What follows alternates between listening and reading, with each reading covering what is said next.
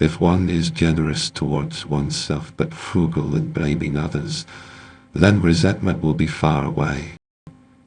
Do not do to others what you do not want done to yourself. A scholar cannot be without broad and strong determination, for their burden is heavy and their journey is long.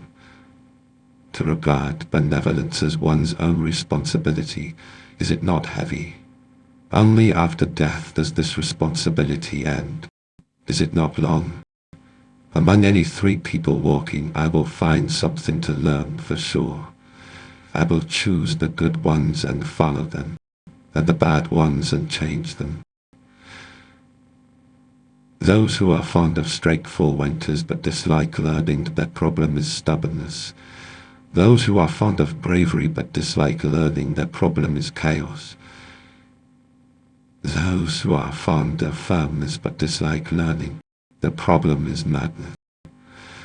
The gentleman takes righteousness as his substance, practices it according to ritual, expresses it with loyalty and faith, and completes it with sincerity. Truly a gentleman. A gentleman eats without seeking satiety, lives without demanding comfort, is diligent in matters and cautious with words, adheres to the way and is righteous. He can indeed be called fond of learning. Upon seeing a virtuous person, one should think of equaling or surpassing them. Upon seeing an unworthy person, one should introspect. Desire not haste, see not small gains. For the desire of haste leads to non-achievement. Seeing small gains prevents the accomplishment of great deeds. To err and not correct it, that is called erring. The gentleman wishes to be slow in speech but quick in action. Respectfulness without ritual becomes laborious. Carefulness without ritual becomes timidity. Bravery without ritual becomes chaos. Straightforwardness without ritual becomes rudeness. The benefits of three kinds of friends and the harm of three kinds of friends. Friends who are honest, sincere, and well informed bring benefits. Friends who are compliant, soft in character, and flattering bring harm. Armies can be robbed of their commander, but one cannot rob the will from even an ordinary person. Gather friends through literature and with friends. Aid in benevolence. If you wish to establish yourself, then help others to establish themselves. If you wish to be enlightened, then enlighten others. To err and not fear to correct it.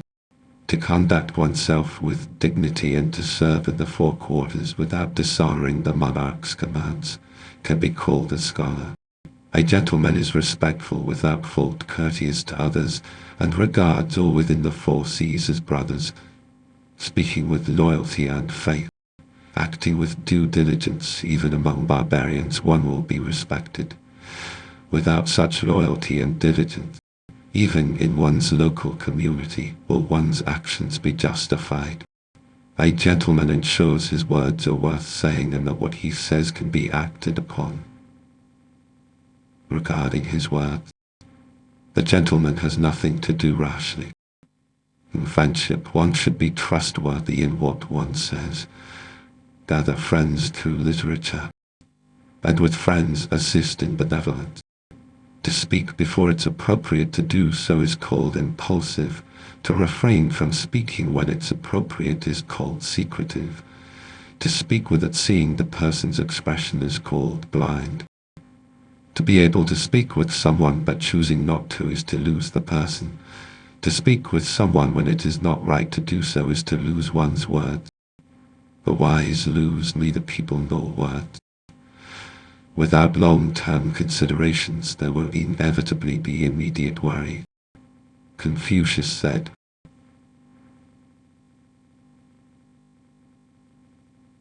being able to practice these 5 things everywhere under heaven constitutes benevolence. These 5 are reverence, generosity, trustworthiness, diligence, and kindness. Indwelling, Be respectful in service, be reverent in dealing with others, be loyal. Without promoting virtue and not adhering closely to Tao, how can one be effective or ineffective? In one's residence, be respectful in handling affairs, be serious in being with others, be faithful.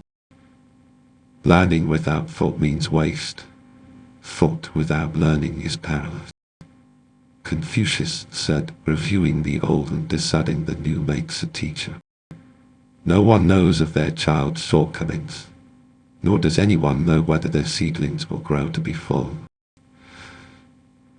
The superior person does not lift someone up based on their words alone, nor do they ignore the words because of the person. If one obtains it by their own way, it will not depart from them. The superior person is dignified but does not quarrel and does not form cliques. If you wish to stand up for yourself, help others stand up for themselves. If you wish to achieve success, help others achieve it. Armies can be robbed of their command, but you cannot rob an individual of his will. If a workman wishes to do his work well, he must first sharpen his tool. Learning without thought is labor lost. Thought without learning is perilous. Work hard and forget about food. Find joy in it, forgetting one's worries. Not knowing old age is coming. Upon seeing a virtuous person, one should think of becoming their equal. Upon seeing an unworthy person, one should examine oneself inwardly. Convey without creating. Believe and love the ancients. A person's birth is a pride. Survival amid adversity is fortunate. Be generous to oneself and spare in blaming others, thus being far from resentment. Upon seeing the virtuous, one should think of emulating them. Seeing the unvirtuous should prompt introspection. The gentleman honors the virtuous and is tolerant of the multitude. He praises the good and pities the unable. The superior person seeks from within. The petty person seeks from others. The gentleman desires to be slow in speech but swift in action. Governing with virtue is like being the North Star. It stays in its place, and the other stars revolve around it. Those with virtue must speak up. Those who speak do not necessarily have virtue. The gentleman completes the beauty of others but does not complete their ugliness. The petty person does the opposite. Broad learning and firm dedication. Inquiring deeply and reflecting carefully. Benevolence is within this. The master eliminated for things he had no foregone conclusions. No arbitrary assumptions, no obstinacy, and no egoism. Being quick to learn and not ashamed to ask those below oneself is called being cultivated. Conducting oneself with modesty, serving the four courses without disgracing the ruler's commands, one can be called a scholar. The gentleman cherishes virtue. The petty person cherishes the land. The gentleman cherishes penal laws. The petty person cherishes favor. Learn extensively, inquire accurately, think carefully, discern clearly, and practice earnestly. The way of the great learning lies in illuminating virtuous character, in loving the people, and in stopping at the utmost good.